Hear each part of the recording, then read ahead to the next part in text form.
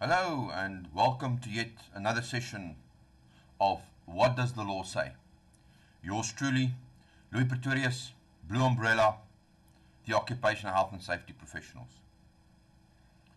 The law I'm referring to here is obviously the Occupational Health and Safety Act and Regulations, Act 85 of 1993, and obviously from South Africa. But before I continue with that, I want to start this session on a little bit of a light-hearted note. This last couple of weeks, we've been experimenting with Instagram and Pinterest and a little bit of stuff around Twitter and the YouTubes. And I must say that the response has been overwhelming. And I want to send a hearty thank you to each and every colleague, potential candidate, companies, my friends overseas, clients overseas, colleagues overseas that have been following these channels religiously. Thank you, I really appreciate that. All right, let's get on to the nitty-gritty stuff. This morning again, I want to point you to the Occupational Health and Safety Act, and as always, I invite you to read this for yourself to verify that I indeed am quoting from the correct manual here.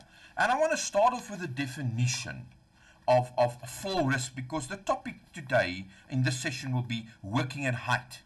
And I want to read what it says here. It says, fall risk means any potential exposure to falling either from, off, or into. Now, if I go further to read what a fall protection plan is, it says it's a documented plan which includes and provides for all risks relating to working from a fall risk position, considering the nature of the work undertaken. Also, the procedure and methods to be applied in order to eliminate the risk of falling, and a rescue plan and procedures. Remember what I said last time. There are three words that distinctly features within the Occupational Health and Safety Act and Regulations. And those are shall, may, and must. Now, shall, you've got to comply to. May is a 50-50. And this 50-50 depends on whether it's reasonable, whether it's practical, and like we've always say, logical, then one can defend it. And then the other word is must. Must is not negotiable. Now, let's look at what CR 10 says about fall protection. Now, this is important, ladies and gentlemen, because I find that there's been a distinct ignorance or a convenience surrounding working at height. Now, this law was not written for me. It wasn't written for my company. It wasn't written for your company. It wasn't written for somebody else's company. This law was written so that all can comply. This is the minimum standard.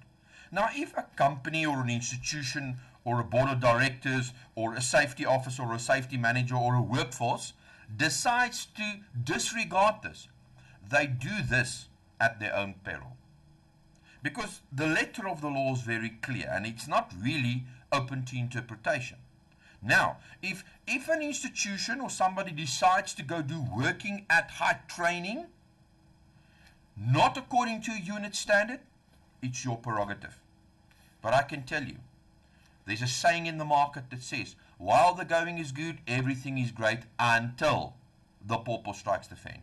Then the question that you then need to ask yourself, am I prepared to take that risk to jeopardize everything that we've been trying to build or that we've worked so hard for?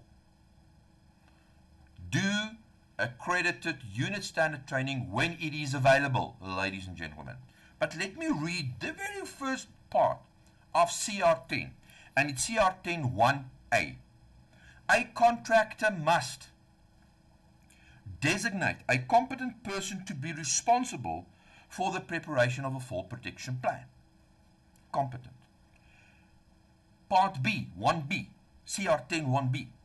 Ensure that the fall protection plan contemplated in paragraph A is implemented, amended where and when necessary, and maintained as required, and take the steps to ensure continued adherence to the fall protection plan. Now, here comes a very critical part which a lot of people do not understand or misread. CR 10.2.1a.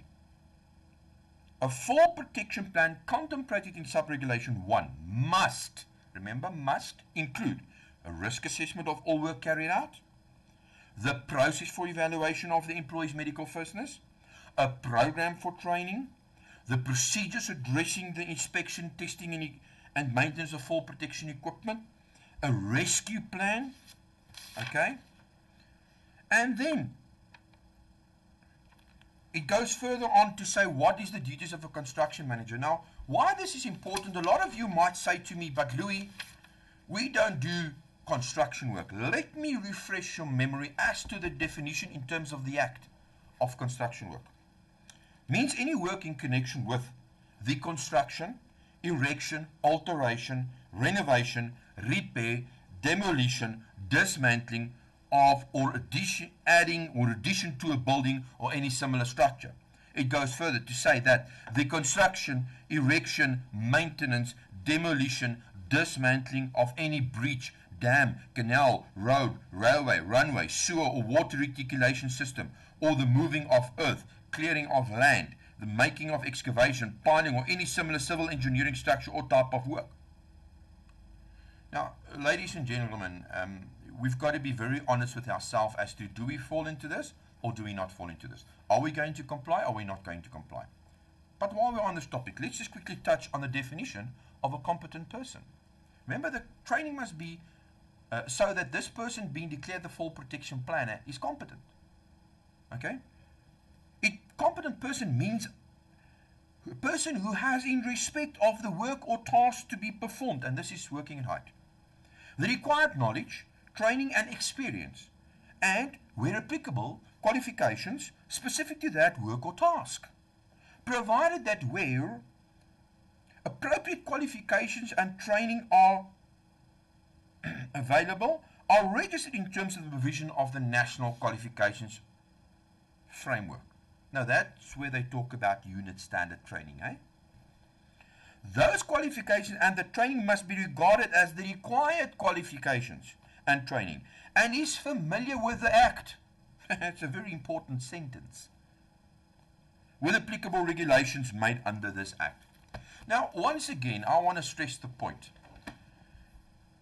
A unit standard training, and obviously by the sound of it, you can relate that I am a qualified, competent, registered fall arrest technician. I'm a fall arrest rescue technician. I am a fall protection planner. In other words, I've got unit standard 22998, 22995, 22994. That is the standard. Now, anybody that have done these courses would know these are not one-day courses. These are not sit in a classroom and listen to a video. There is a theoretical component involved, there's a practical component involved, and then there's a portfolio of evidence component involved. In other words, that component that demonstrates an actual workplace scenario where you go and do these maneuvers and techniques.